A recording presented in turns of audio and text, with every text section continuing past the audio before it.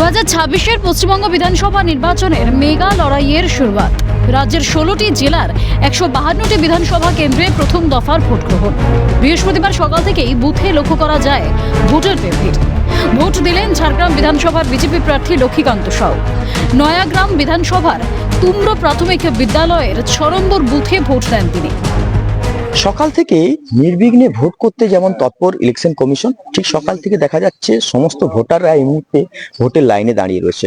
ঠিক একই রকম ভাবে দেখা যাচ্ছে ঝাড়গ্রাম বিধানসভার যে বিজেপি প্রার্থী লক্ষ্মীকান্ত সাউ, তিনিও এবার নিজের বুথে এসে ভোট প্রদান করলেন।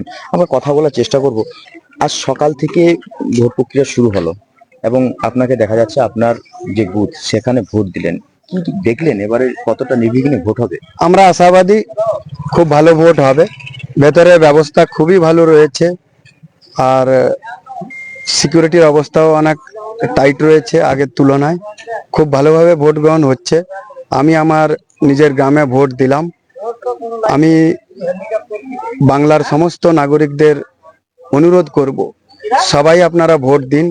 গণতন্ত্রের এই উৎসবে সবাই ভোট দিন এবং বাংলার ভবিষ্যৎ সুনিশ্চিত করতে, আগামী প্রজন্মের ভবিষ্যৎ সুনিশ্চিত করতে আমরা সবাই আসুন খুব ভালোভাবে এই ভোট পর্বে অংশগ্রহণ করি।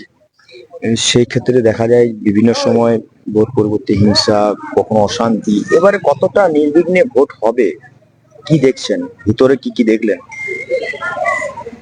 ভেতরে সুরক্ষার দিক দিয়ে খুবই ভালো ব্যবস্থা রয়েছে। আমরা আশাবাদী নির্বাচন আয়োগ নিরপেক্ষভাবে ইলেকশন করাবেন এবং ভোট পরবর্তী হিংসা মনে হয় সেটা ইতিহাস হয়ে যাবে। ভোট শেষে ঝাড়গ্রামের অন্যান্য বুথ পরিদর্শনে যান বিজেপি প্রার্থী লক্ষ্মীকান্ত সাউ। দীর্ঘ প্রচার শেষে এই সেই পরীক্ষার দিন। এবার জবাব দেওয়ার পালা বাংলার মানুষের।